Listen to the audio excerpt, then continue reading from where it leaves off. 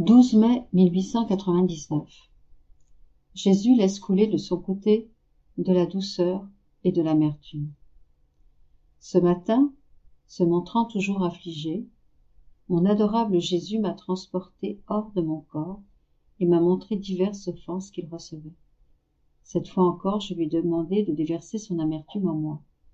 Au début, il n'a pas semblé m'écouter. Il m'a simplement dit : « Ma fille, la charité n'est parfaite que si elle cherche uniquement à me plaire. Seulement alors, elle peut être appelée charité. Elle ne peut être reconnue par moi que si elle est dépouillée de tout. » Voulant tirer parti de ces paroles de Jésus, je lui ai dit : « Mon bien-aimé, c'est précisément pour cela que je te demande de déverser en moi ton amertume, pour te libérer de tant de souffrances. Si je te demande aussi d'épargner les créatures, c'est parce que je me souviens qu'à d'autres occasions, après avoir châtié les créatures, puis les avoir tellement vues souffrir de la pauvreté et d'autres choses, tu en souffrais beaucoup toi-même. Ensuite, après que je t'ai supplié au point de te fatiguer, tu prenais plaisir à déverser en moi tes souffrances, afin d'épargner les créatures. Et ensuite, tu en étais très content. Ne t'en souviens-tu pas ? D'ailleurs, tes créatures ne sont-elles pas à ton image ? » Rejoint par mes paroles, il me dit : « Parce que c'est toi, je vais accéder à ton désir. Approche-toi de moi et bois de mon côté. » Je me suis approché pour boire de son côté, mais ce n'était pas de l'amertume que je buvais, mais un sang très sucré qui enivrait tout mon être d'amour et de douceur. J'en fus rassasié, même si ce n'était pas ce que je cherchais. Me tournant vers lui, je lui ai dit : « Mon bien-aimé, que fais-tu ? Ce qui coule de ton côté n'est pas amer, mais sucré.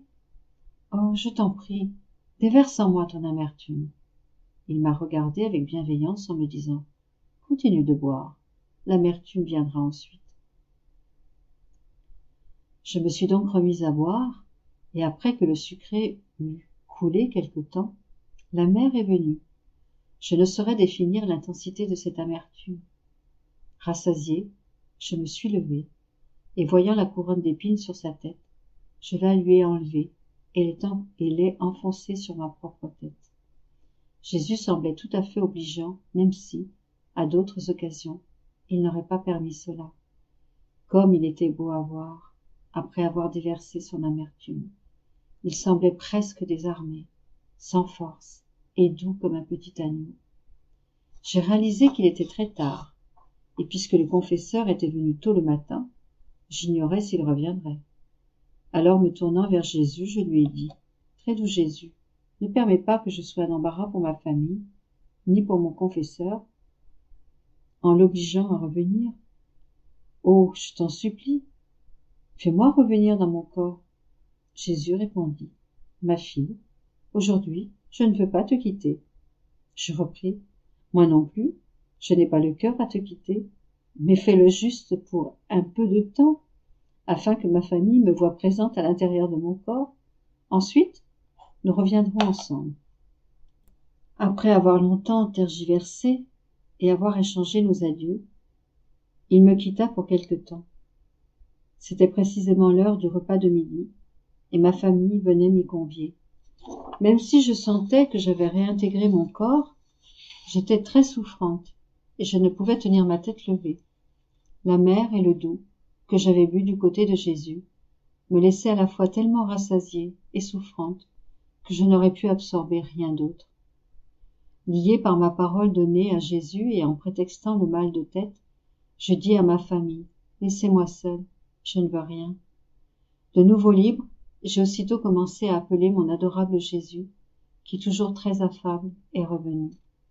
Comment dire tout ce qui m'est arrivé aujourd'hui, le nombre de grâces dont Jésus m'a comblé, le nombre de choses qu'il m'a fait comprendre ? Après être resté un bon moment, afin d'apaiser mes souffrances, il laissa couler de sa bouche un lait succulent. Dans la soirée, il me quitta en m'assurant qu'il reviendrait bientôt. Je me suis ainsi retrouvée de nouveau dans mon corps, mais un peu moins souffrante.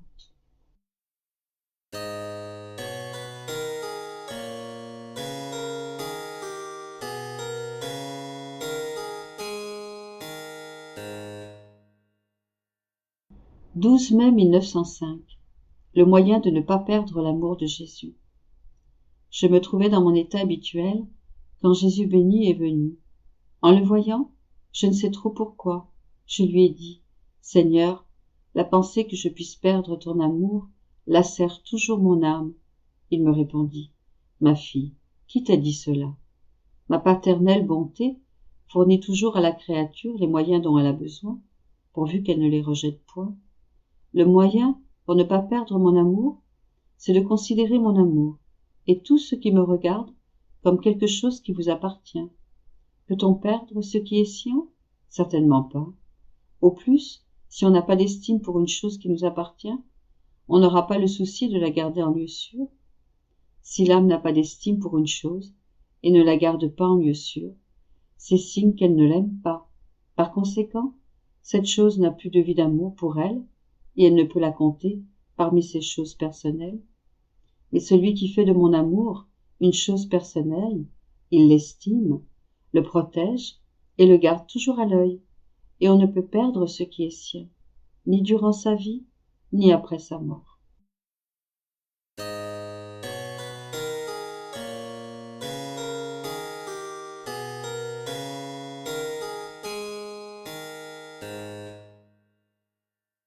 « 12 mai 1908.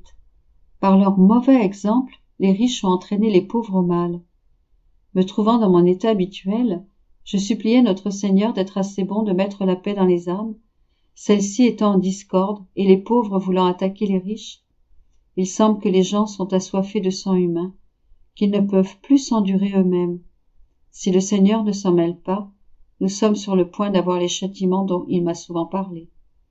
Il vint brièvement et me dit, « Ma fille, il y a une juste justice. Les riches ont été les premiers à donner le mauvais exemple aux pauvres, à quitter la religion, à négliger leurs devoirs. Ils sont rendus à avoir honte d'entrer dans les églises pour assister à la messe, pour y accomplir leurs obligations. Les pauvres se sont nourris du mauvais exemple des riches, et incapables de se contenir, ils essayent de les attaquer et même de les tuer. Il n'y a pas d'ordre sans soumission à Dieu. Les riches se sont séparés de Dieu. Les gens se rebellent contre Dieu, contre les riches et contre tout le monde. La balance de ma justice est remplie et je ne peux plus la contenir. »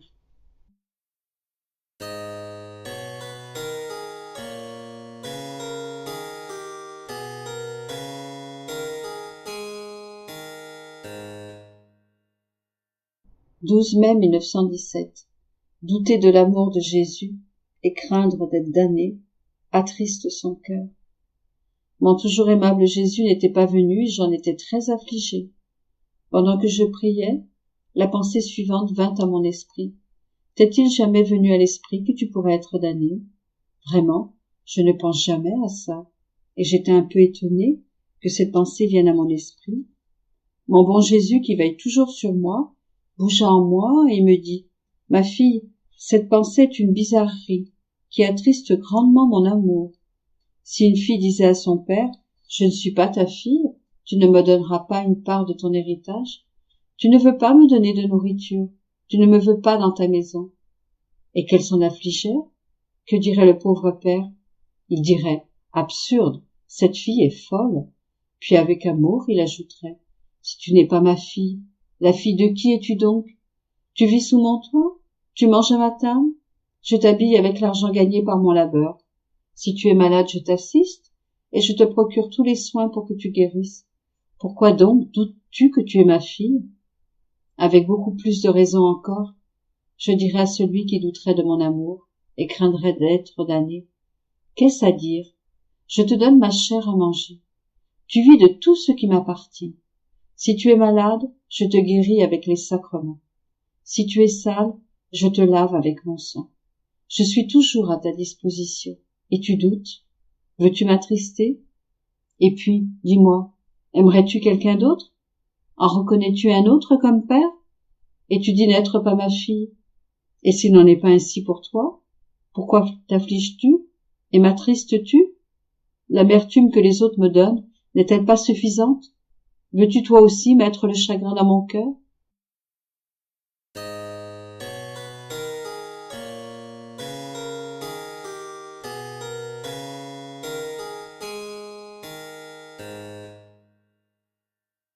12 mai 1922. Ceux qui vivent dans la divine volonté participent à tout ce que Dieu réalise. Je me disais, qui pourrait dire quelle offense j'ai faite à mon cher Jésus? Pourquoi ne vient-il pas comme d'habitude?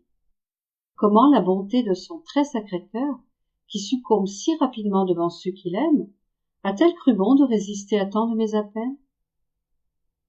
Pendant que j'entretenais de telles pensées, il sortit de mon intérieur et me couvrit d'un manteau resplendissant de lumière, si resplendissant que je n'étais que lumière.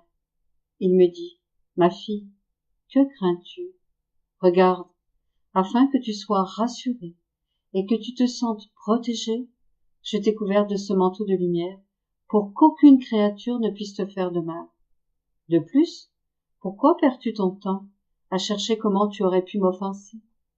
Le poison de la culpabilité ne doit pas entrer chez ceux qui vivent dans ma volonté. Ah, ma fille, la sainteté dans ma volonté n'est pas encore connue. Chaque genre de sainteté comporte ses qualités distinctes. Plusieurs sont surpris d'entendre dire que je viens te voir régulièrement, vu qu'il n'est pas habituel que je fasse cela avec les âmes. La sainteté dans ma volonté est inséparable de moi. Pour élever une âme au niveau du divin, je dois la garder, soit identifiée à mon humanité, soit dans la lumière de ma divinité. Je ne pourrais pas maintenir dans une âme une attitude d'agir dans ma volonté si mes actes et les siens ne faisaient pas un. C'est pourquoi l'âme, qui vit dans ma volonté, assume tous mes attributs et se fond dans chacun de mes actes, incluant les actes de ma justice. Pour ce motif, quand je veux châtier, je te cache mon humanité. En effet, vu que mon humanité est plus accessible à la nature humaine, alors, quand tu reçois ces émanations, tu sens l'amour et la compassion que j'éprouve pour les âmes, et, avec tes attributs humains, tu arrêtes les fouets avec lesquels je voudrais les punir. Ainsi, quand les âmes m'acculent au point de les punir, je te cache mon humanité et je t'élève au niveau de ma divinité. Là, captivée par ma divinité, tu es heureuse et tu ne sens pas les émanations de mon humanité. Alors, je suis libre de châtier les créatures. Ou bien je te manifeste mon humanité pour te faire participer à mes actes de miséricorde envers les créatures, ou bien je t'absorbe dans ma divinité pour te faire participer à mes actes de justice. Tu es toujours avec moi. Mais lorsque je t'absorbe dans ma divinité, je te donne une plus grande grâce. Pourtant, toi, ne voyant pas mon humanité, tu te plains d'être privé de moi parce que tu ne réalises pas la grande grâce que je te fais. Quand j'ai appris que je participais à des actes de justice, j'ai été horrifiée et je lui ai dit, mon amour, est-ce que cela signifie que lorsque tu châties les créatures, détruisant leur foyer, je participe avec toi à ces opérations? Non, non, que le ciel me dispense de toucher à mes frères. Quand tu voudras punir, je deviendrai petite dans ta volonté, et je ne me diffuserai pas en elle, afin de ne pas être impliquée dans ce que tu fais. Je veux participer à tout ce que tu réalises, mais dans les actes de châtiment des créatures, non, jamais. Jésus répliqua, « Pourquoi es-tu choqué? Fondu dans ma volonté, tu ne peux t'exclure de ce que je fais. Il s'agit d'une partie intrinsèque de la vie dans ma volonté. C'est précisément la qualité distinctive de la sainteté dans ma volonté. Ne rien accomplir par soi-même, mais plutôt faire tout ce que Dieu fait. Ma justice, ma sainteté et mon amour maintiennent en équilibre les droits de la divinité. S'il n'y avait pas la justice, la perfection de ma divinité ne serait pas totale. Si tu veux vivre dans ma volonté, sans participer aux actes de ma justice, ta sainteté dans ma volonté ne pourra atteindre son plein épanouissement. Quand deux cours d'eau sont fusionnés, l'un est forcé de faire ce que fait l'autre. S'ils sont séparés, chacun suit son chemin particulier. Ma volonté et la tienne sont ces deux cours d'eau fusionnés, et, ce que l'une réalise, l'autre doit le faire. Alors, je m'abandonnai complètement à sa volonté, tout en éprouvant cependant une grande répulsion par rapport à la justice. Mon doux Jésus revint et poursuivit. Si seulement tu savais comme il m'en coûte d'utiliser ma justice et combien j'aime les créatures. La création est pour moi ce que le corps est à l'âme, ce que la pelure est au fruit. Je suis lié à l'homme par une action continue. Mais les choses créées me voilent, tout comme le corps de l'homme voile son âme. Pourtant, sans l'âme, le corps n'aura aucune vie. De la même façon, je m'approche de l'homme à travers toutes les choses créées. Je le touche et je maintiens sa vie. Je suis caché dans le feu et je réconforte l'homme avec sa chaleur. Si je n'étais pas en lui, le feu ne donnerait pas de chaleur. Il serait comme un feu dans une peinture, sans vie. Quand je m'approche de l'homme par le feu, il ne me reconnaît pas plus qu'il ne me salue.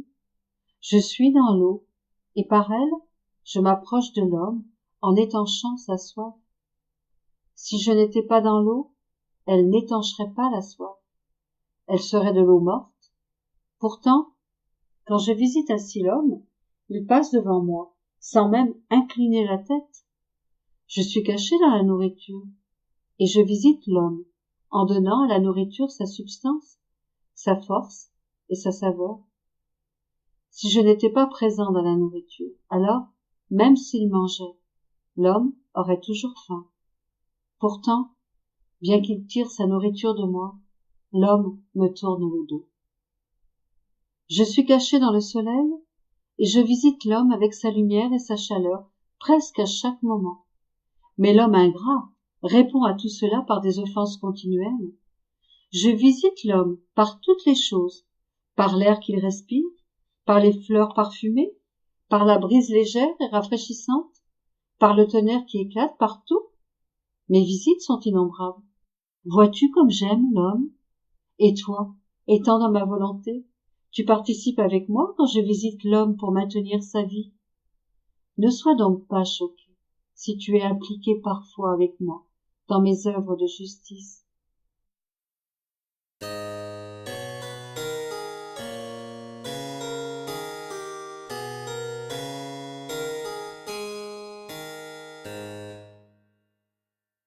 12 mai 1927. Notre Seigneur a fait plus en formant la rédemption que s'il nous avait simplement libérés de tout châtiment. Et cela est vrai également pour qui doit former le royaume du divin fiat. Comment une puissance hostile empêche l'âme de mourir? Les âmes sont appelées à faire les lois et à gouverner le monde. Je me sentais oppressée, non seulement à cause de la privation de mon doux Jésus, mais aussi par les menaces de graves châtiments à venir, de guerre et de révolution, de combats infernaux et horrifiants.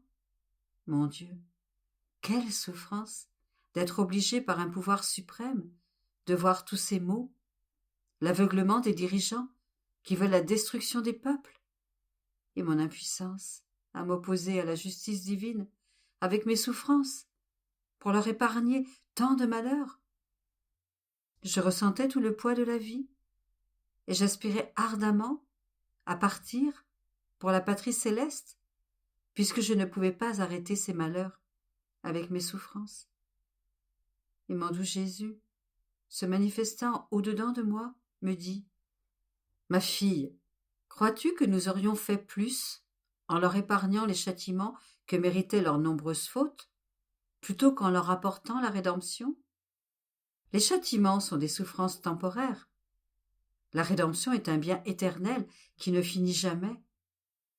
Si je leur avais épargné les châtiments, je ne leur aurais pas ouvert le ciel, ni donné droit à la gloire. En formant la rédemption, j'ai ouvert les portes du ciel, et je les ai mis sur la voie de la patrie céleste en leur rendant la gloire perdue. Lorsque l'on a en vue un grand bien, il faut accepter de mettre de côté un moins grand bien, d'autant plus que le plus grand doit servir à équilibrer ma justice. et jamais mon humanité ne pourrait ni ne voudrait s'opposer à cet équilibre divin. De plus, les châtiments devaient servir de rappel aux créatures, de voix pour les réveiller de leur sommeil coupable et les inciter à reprendre le droit chemin, et servir de lumière pour les guider. Ces châtiments étaient aussi des moyens de les aider à recevoir les biens de la rédemption.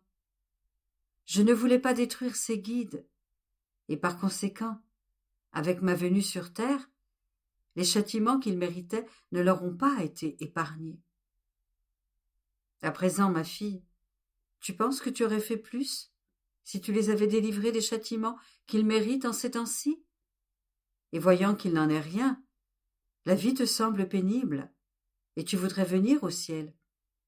Ma pauvre fille, comme tu connais mal les véritables grands biens, incalculables et infinis, et si différents des autres, qui sont petits et finis, n'est-il pas plus grand de former le royaume de ma divine volonté, de le faire connaître, d'en ouvrir la voie pour les y faire entrer, et de leur donner la lumière de sa connaissance pour les guider, de rendre aux créatures leur bonheur, la condition première de leur création, et de les enrichir de tout le bien que contient la divine volonté?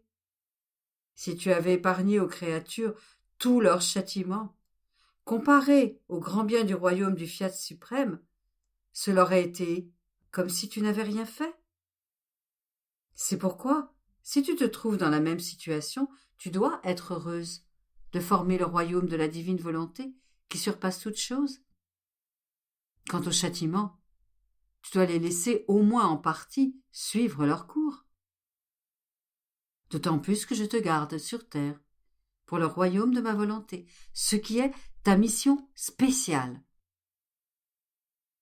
Mais la terreur que j'éprouvais après les terribles malheurs que Jésus m'avait fait voir était si grande que je ne pouvais pas rester sur cette terre. Et je me disais, on dirait qu'un ennemi éloigne de moi la mort et me contraint à traverser cet exil.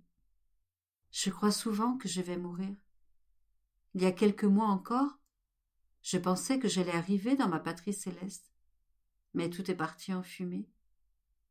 Cet ennemi me résiste, et je dois rester dans la misérable prison de mon humanité. Quel est ce pouvoir qui me combat? Et quel est celui qui s'oppose à mon bonheur? Qui freine mes pas, empêche mon envol, me barre la route de façon si cruelle et si dure, et me fait reculer? Je pensais à cela lorsque mon doux Jésus se manifesta en moi et me dit: « Ma fille, ne sois pas triste. Tu te fais de la peine, et je souffre de te voir tant souffrir. Veux-tu savoir qui est cette grande puissance hostile? C'est le ciel tout entier qui t'empêche de prendre ton envol vers la patrie céleste, après quoi tu soupires depuis longtemps. Mais sais-tu pourquoi? Parce qu'ils veulent voir le royaume de ma volonté accompli en toi. Tous les habitants du ciel veulent être rétablis dans l'honneur et la gloire qui leur manque, parce que ma volonté n'était pas accomplie en eux lorsqu'ils étaient sur la terre. Ils veulent par conséquent que ma volonté soit accomplie en toi, afin qu'à travers toi, ils puissent recevoir leur complète gloire. Aussi, lorsqu'ils te voient sur le point de prendre ton envol, toutes les puissances du ciel s'y opposent, et elles te font obstacle de la manière la plus énergique. Mais sache que cette puissance céleste n'est pas hostile, mais amicale. Elle t'aime beaucoup et agit pour ton propre bien. Sais-tu, ma fille, que celle qui forme le royaume de ma volonté sur terre formera la couronne complète de leur gloire au ciel? Et cela te semble-t-il peu de chose qu'ils attendent d'une de leurs sœurs cette gloire complète du Fiat suprême? Par conséquent, ma fille, redis avec moi: Fiat, Fiat. J'étais triste, mais totalement immergée dans la divine volonté. Et mon doux Jésus ajouta: Ma fille, lorsque j'appelle des âmes de façon spéciale et extraordinaire, j'agis comme un roi qui nomme ses ministres et qui, avec eux, légifère, règne et gouverne son royaume. C'est ce que je fais, moi aussi. J'appelle ces âmes à faire partie de mon royaume et j'établis les lois qui gouverneront le monde. Et comme je t'ai appelé de façon spéciale à vivre dans la cour de ma volonté, elle te fait partager ses secrets les plus intimes et te fait voir les maux, les guerres et les préparatifs infernaux qui détruiront bien des villes. Et comme ta petitesse n'est pas capable de supporter la vue de ces maux, il est juste que tu désires venir au ciel. Mais tu dois savoir que souvent les ministres dissuadent le roi d'instituer des lois punitives. Et s'ils n'obtiennent pas tout ce qu'ils demandent, ils obtiennent toujours quelque chose. Ce sera la même chose pour toi. Si tout ne t'est pas accordé sur terre, tu obtiendras cependant quelque chose. Alors courage, et que ton envol dans ma volonté soit continuel.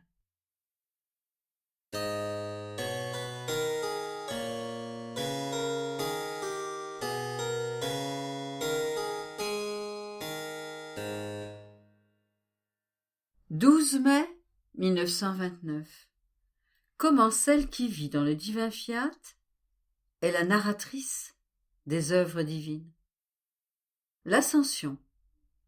La raison pour laquelle Jésus n'a pas laissé le royaume de la divine volonté sur la terre. Poursuivant mon abandon dans le divin fiat, je suivais ses actes dans la création. J'avais l'impression, en m'unissant à ces actes, que je faisais tantôt un acte de lumière, tantôt un acte d'immensité, tantôt un acte de puissance, et ainsi de suite.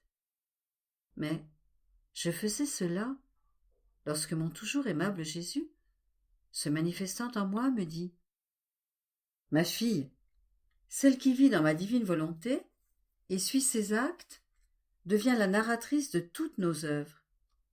Ainsi, lorsque tu vas dans le soleil pour répéter avec ma volonté ce que j'ai fait en créant le soleil, tu agis pour nous en narratrice de l'histoire de sa lumière.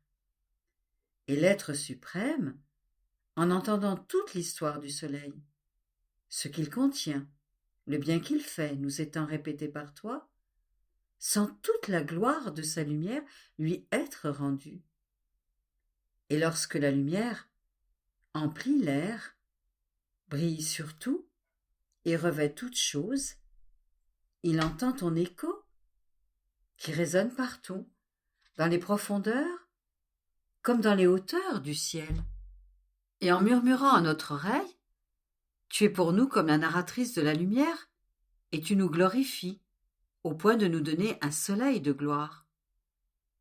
Ô combien nous sommes ravis pour la créature, qu'une sphère, si bienfaitrice pour toute la terre, ait été créée par nous.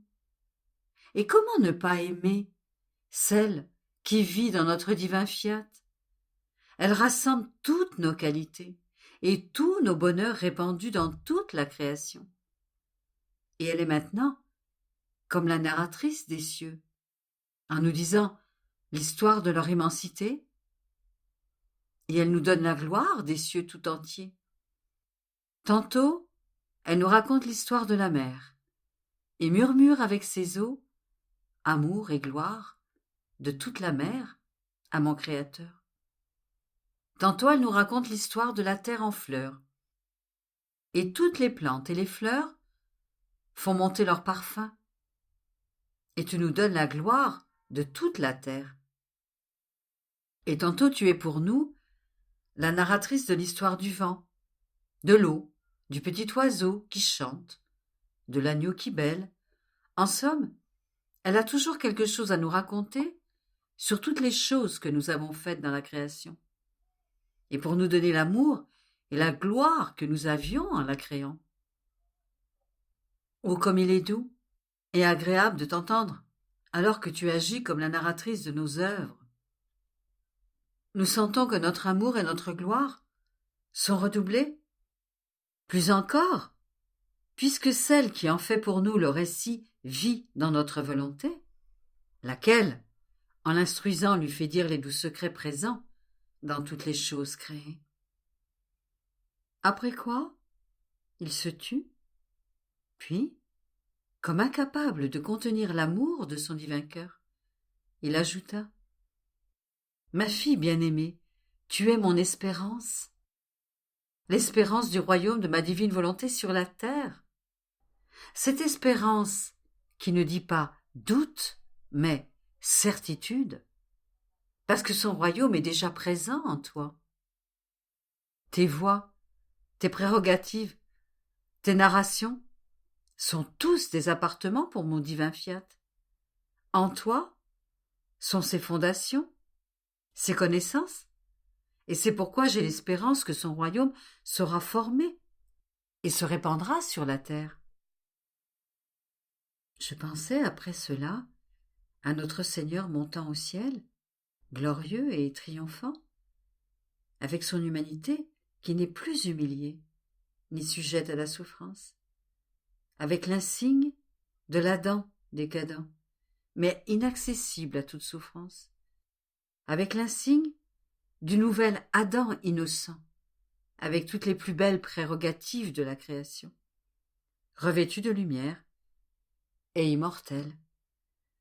Mais je pensais à cela lorsque mon doux Jésus se manifesta en moi et me dit « Ma fille, mon humanité a refait en elle-même, et sur elle-même, tous les maux de l'humanité défaite, jusqu'à mourir, afin de lui donner la vertu de renaître de la mort à laquelle elle était sujette.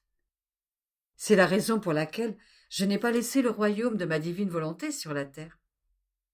Parce que l'humanité de l'Adam innocent n'était pas là, glorieuse et immortelle, pour être capable de demander et de recevoir le grand don de mon fiat. Par conséquent, il était nécessaire que mon humanité commence par refaire cette humanité défaite, pour lui donner tous les remèdes, afin de la ressusciter, puis de mourir, et de ressusciter avec les qualités de l'Adam innocent, afin de pouvoir donner à l'homme ce qu'il avait perdu. Je voulais aussi monter au ciel, avec mon humanité aussi belle, toute revêtue de lumière, tout comme elle était sortie de nos mains créatrices, afin de dire au Père céleste, « Mon Père, regarde-moi, vois comme mon humanité est refaite, comment le royaume de notre volonté est en sûreté en elle. Je suis la tête de tous, et celui qui te prie a tous les droits de demander et de donner ce que je possède. » Ma fille, une humanité innocente, avec toutes les qualités avec lesquelles elle est sortie de nos mains créatrices, était nécessaire, afin de redemander le royaume de notre volonté parmi les créatures. Jusqu'alors, cette humanité n'existait pas. Je l'ai rachetée avec ma mort, et je suis montée au ciel, afin d'accomplir avec ma première tâche, ma seconde tâche, qui est de demander et de donner le royaume de ma divine volonté sur la terre. Il y a environ 2000 ans que cette humanité prie, et notre divine majesté, sentant que l'amour de la création que nous avions en créant l'homme déborde à nouveau hors d'elle-même, et même avec plus d'intensité encore. Et se sentant ravie et charmée par les beautés de mon humanité, elle s'est à nouveau répandue, et ouvrant les cieux, elle a fait que la pluie de lumière des nombreuses connaissances sur mon fiat est descendue en torrent, pour que, comme la pluie, elle puisse descendre sur les âmes, et qu'elle puisse avec sa lumière vivifier et guérir la volonté humaine, et qu'en la transformant, elle puisse jeter la racine de ma volonté dans les cœurs et étendre son royaume sur la terre. Pour que mon royaume vienne sur la terre, il fallait d'abord que je le fasse connaître, que je fasse savoir qu'il veut venir régner. Et moi, en frère aîné de la famille humaine, je m'occupe de toute la paperasserie devant la divinité pour lui faire acquérir un bien si grand. Il était par conséquent nécessaire que je monte au ciel avec mon humanité glorifiée pour être capable d'acquérir à nouveau le royaume de mon fiat pour mes frères et mes enfants. «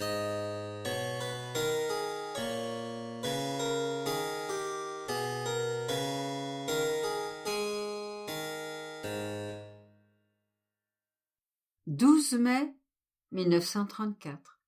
Nécessité absolue de l'abandon dans le divin vouloir. Ses vertus. Comment toutes les créatures tournent autour de Dieu. Seule la volonté humaine s'en écarte et bouleverse tout.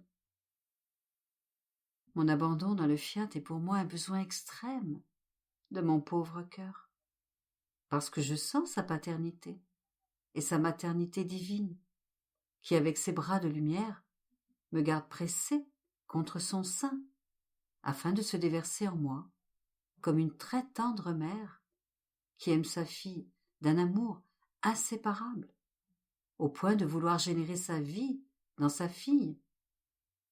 Cela semble être un délire, une passion divine de cette sainte mère, dont les regards, l'attention, la sollicitude et le cœur sont continuellement dans l'acte de concevoir et de faire grandir sa vie dans sa fille, tout abandonné dans ses bras.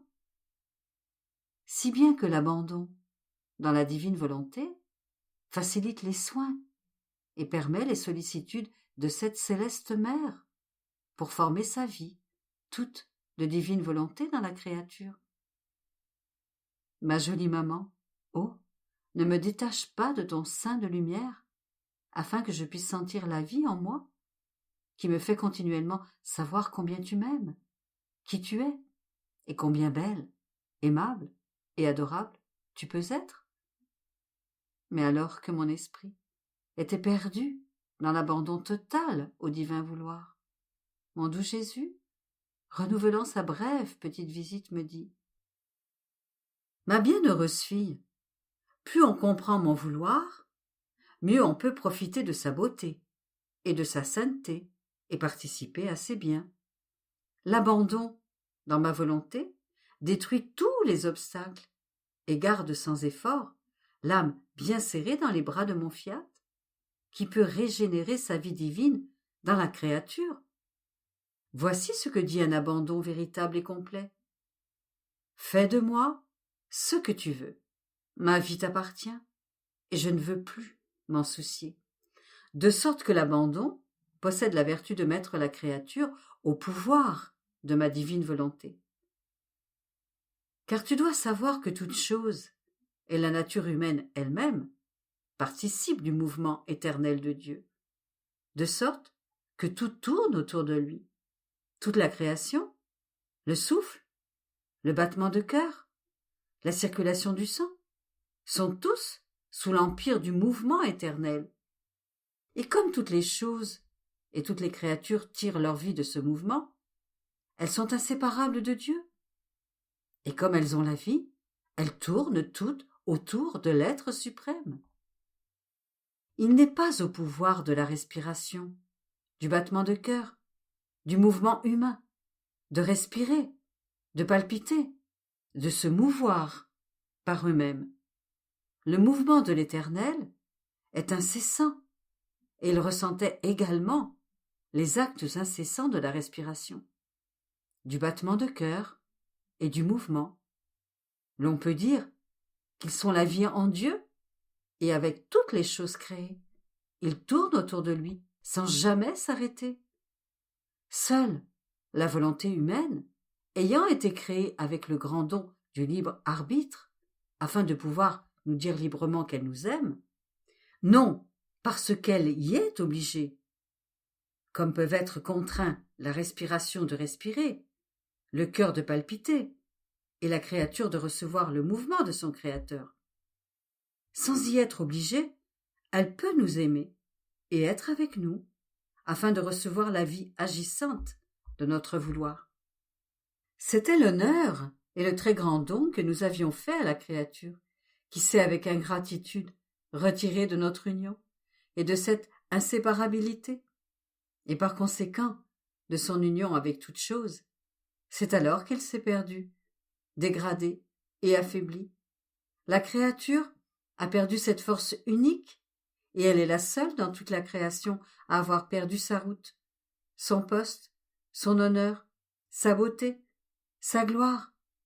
Elle s'écarte du poste qu'elle conserve dans notre volonté, qui l'appelle, et se languit de la mettre à son poste d'honneur, pour que personne ne perde la vie du mouvement incessant, qu'elle ne se sente pas pauvre et faible, mais riche du mouvement éternel de son Créateur. Parce qu'elle ne veut pas occuper le poste royal de notre divin vouloir, la volonté humaine égarée est la plus pauvre de toutes, et comme elle se sent pauvre et malheureuse, elle fait le malheur de la famille humaine. Par conséquent, si tu veux être riche et heureuse, ne descends jamais de ta place d'honneur, qui se trouve dans notre volonté. Tu auras, alors, toutes choses en ton pouvoir, la force, la lumière et ma volonté elle-même.